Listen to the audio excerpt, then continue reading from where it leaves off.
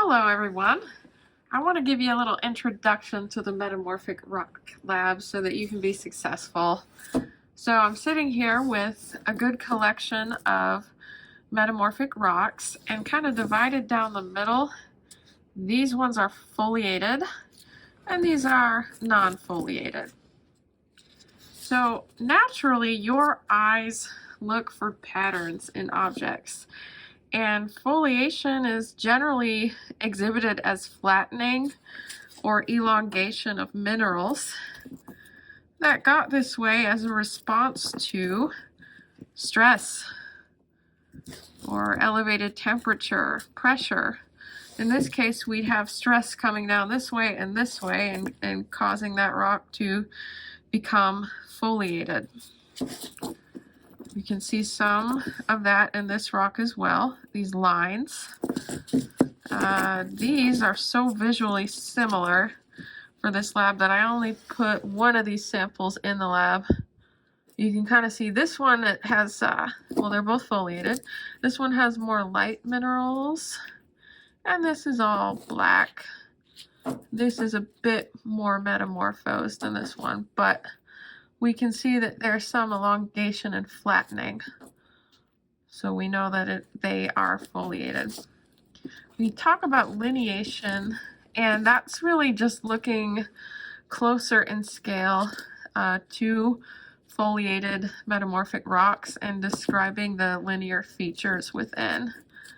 And I'm not going to question you on lineation in the lab because I want to just get the basics covered with foliation.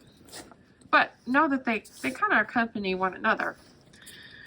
So on to non-foliated. And our eyes can't see really any elongated patterns. This in particular is soapstone, very sparkly, often confused with marble. So what I did in this lab is I presented you with a foliated marble. You'll be able to see banded minerals in it so as not to visually confuse it with soapstone.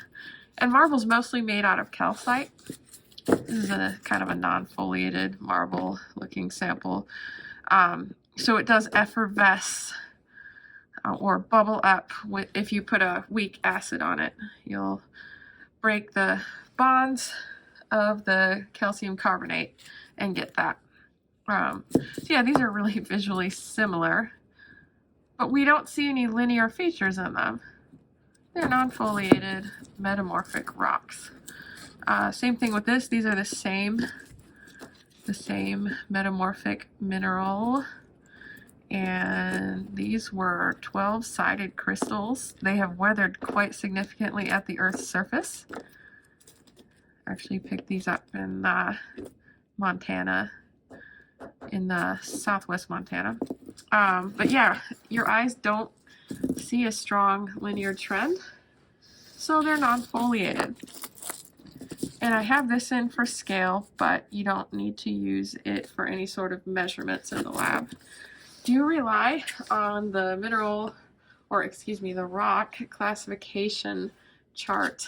There are minerals in that chart that I put in the lab. That is meant to give you plenty of information to distinguish between the samples and identify them. And if you have any trouble with specific samples, please email me, and as always, I'm happy to help you out with that.